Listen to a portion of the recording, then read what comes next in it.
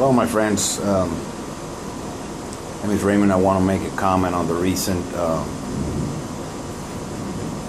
police killings and killings of police and all this. And I've spoken about this at length before, but I'm going to speak on it again. There are many angles to this. There's racism. There's politics. There are bad laws. There is the incarceration, the mass incarceration for profit of the of the minorities in this country. If you read Michelle Alexander's The New Jim Crow, it speaks that the new way of establishing an underclass is through incarceration, and it's been happening for years, decades. And if you listen to one of Richard Nixon's aides, I think it was the guy that was in charge of domestic policy, after he served 5 years in prison, he was interviewed, and he very openly said that the war on drugs was concocted by Richard Nixon and his cabinet to incarcerate blacks and the left. Now, you can't incarcerate people just because they're black, and you couldn't back in the day anymore because they're black. You have to ask, just because they're black, you have to have an excuse and sell it to the public. And the excuse was the drugs. So basically, and also the Mexicans, so the whole war on drugs thing is a racial war. And it ended up, the end result of that is that 80% of black males in cities in the United States, on average, have arrest records. 80%. Think about that for 1 second. 80%. That creates an underclass of people who are denied opportunities in the job market, educational markets, because if you have some certain types of convictions, you don't qualify for financial assistance, even though education has been proven to be a way out of poverty, and if you provide somebody with an alternative to having to do a crime, quote unquote crime, and we'll talk about that in a second, then they're more than likely going to take the way that does not give them an environment where they can get killed or shot dealing drugs or anything like that. If they can go fix an AC or paint or do some electrical work or computer work or anything, whatever they decide to study, they will do so, because even if it pays less, it looks like it pays less, it actually pays more, because you don't have to deal with getting killed in the street for dealing drugs. The drug wars, and you don't have to get arrested, and the time you're in jail, you're not making money. Plus, you lose your family. It's a financial and psychological burden, and then you get again put into that rat wheel, hamster wheel, where it's a vicious cycle where you don't get out. You have to go again. So the other aspect of it, and then you use police. If politicians are using police forces and they make them behave as an occupying force in black and Latino neighborhoods and low-income white neighborhoods, what do you think happens when you have a force of people, a group of people in uniform with weapons and military equipment knocking down doors and constantly stopping people in the neighborhood, of whatever, black, Puerto Rican, Latino, low income, people? You're not going to respond in a friendly manner to people who are constantly searching your children on their way to school, stopping you, pulling you over for stupid laws that they create or that ticket you for stupidity. And then on top of that, you have this municipalities, like in Ferguson, they get, I think it's 2/3 of their budget or half or something like that. I mean, I don't have the numbers right, but it's a lot of money. They depend on all the fines and all the probation and incarceration fees and the tickets they get for people for having two wheels on the lawn and all this stupid stuff that it's nothing but road piracy. And you have all this overzealous police officers out there enforcing these things. Then when the person goes in, they're broke, they're poor, and they go, well, I don't have the fines. So they either suspend the license or they issue a warrant for non-payment of these things. And next thing you know, you have a place like Ferguson again, where 70% of the population had arrest warrants. You tell me that that's not racist, and I'm going to say that you're just a racist idiot.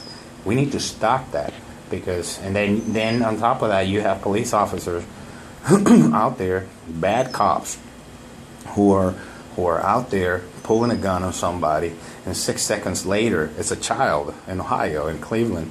6 seconds later, the kid is in a park playing with a toy gun like we all did. He kills him 6 seconds later. Absolute, that's barbarity. The person gets away with it. Nothing. No charges, no nothing. You got a guy in Baltimore, they put him in the back of a van. They don't secure him on purpose. They go around. It's a ride. They do it to beat people up, because when you're out there shackled in handcuffs, you can't put your hands up when you're going to fall to break the fall. You're going to break the fall with your face, with your head, whatever. And it just so happened that they took a bump or they took a curve, they made a turn, and this kid broke his neck. And there were no charges. Nobody got convicted of that.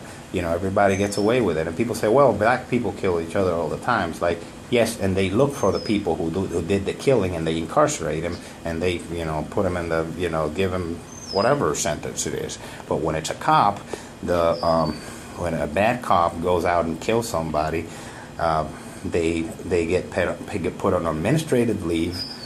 You get a year and a half paid vacation by the taxpayer, and at the end of the day, they don't get charged.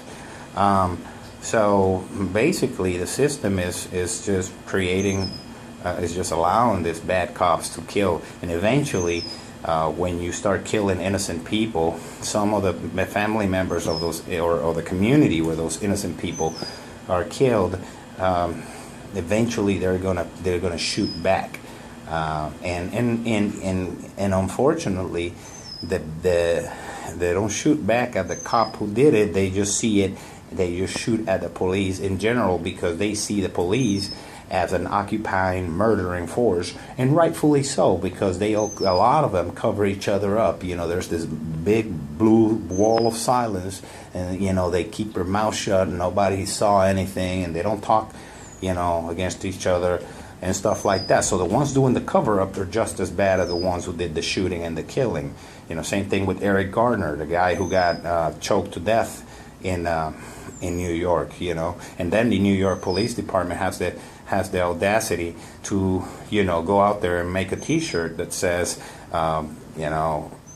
breathe easy, don't break the law, like in mockery of killing this human being. And I didn't see any police officers standing up against that thing and saying, hey, I don't support that mockery of a person who got killed by a police officer. You see? So it's like, oh, not all police officers are bad. I agree wholeheartedly with that. But where are the good cops when the bad cops are doing all this stuff? And now what you have is people are fed up with it. A lot of people are fed up with it. And you have people who are unstable in some communities. In every community, there are people who are unstable. And they grab matters into their own hands, and they just start killing people randomly. So these bad cops are actually killing, provoking, causing the death not only of civilians in communities, but also causing the death of their co-workers. Nothing's more dangerous than that. They need to do a full cleanup of the police departments in this country. If they want to stop this is not going to stop until there's a serious cleanup of the police departments in this country. Get rid of all the racist people, They know who they are. They know exactly who they are. They know each other. You know, they start speaking up and say, hey, this person is not fit, and they said this, and they tell on each other, because guess what? When they start shooting at you, they're not going to ask, you know, oh, did you shoot somebody? No. You didn't say anything. You didn't speak up your mind. And all of a sudden, you got people shooting at you. You say, why are they shooting at me? It's like, think about it. You know, you're part of a force that's being used for a long time as an occupying force in low-income black, Latino, and white neighborhoods. Low income, but mainly black, okay, and Latino. Okay, so when you have captains telling you, hey, I need, you need to go or, arrest these people or pull them over and stuff, stand up and speak up against them and record them and put them online. Bring them to the internal affairs divisions. That's not cheating. That's not being a snitch. That's doing your job and protecting yourself, and restoring honor to a force that's supposed to be a force for good. So I'm really, this before this thing breaks down into an all-out war. The police needs to step it up. They need to step it up inside with honesty, not this. Oh no, it's all media. It's not media. You know it. The police have drew first blood for over 400 years. Our communities.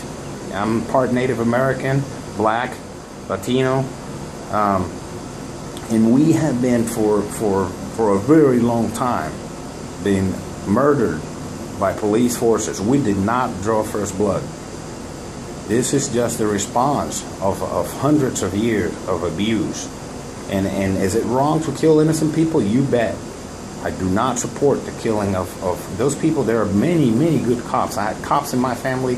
Like 80% of my family members served in the United States Armed Forces, 2 Green Berets in Vietnam, which, by the way, that the United States has never gotten into that war, or the Gulf War or stuff.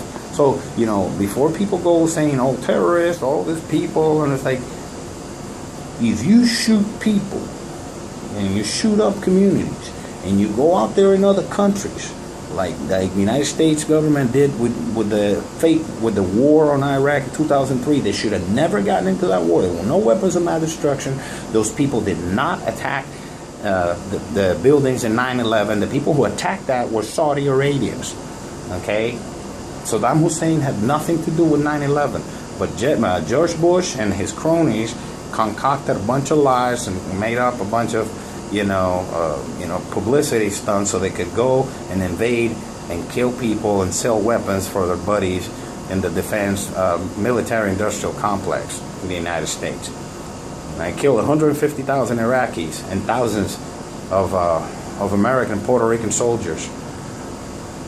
And nobody filed charges against those murderers. Okay? Now those people, the whole region is destroyed and it's in turmoil, and they're striking, they're hitting back. Because of the United States government and the military have been attacking that area for eons. Everybody's been using the Middle East as testing ground for the weapons for I don't know how long. The Russians, the other ones, the United States, everybody. France. And everybody's, oh, France has been a horrible, genocidal, invasive, abusive empire for a very long time. Just go around the world and see how many places speak French or derivative of it. All those places they invaded. Vietnam, Africa. So that's why they're shooting back at them now. See, the same thing now when the United States goes out there and invades and kills a bunch of, 250,000 innocent civilians, they're liberating force. But when a couple of those strap bombs around them because they have no hope, they don't give a shit, they lost their whole family in a fucking bombing, they're terrorists. The same thing with the black communities, When they shoot back, somebody shoots back, goes crazy and starts shooting, oh, they're murderers. But when the police, get in there and start shooting people, oh no, they're just racist animals that need to be shot. And every time they're all heroes. All the police officers are heroes. They're not all heroes. Matter of fact, none of them are heroes. They're just doing their jobs. Somebody needs to speak up and put the bad cops out of business. And watch how this goes away. But until that happens, this thing is going to continue.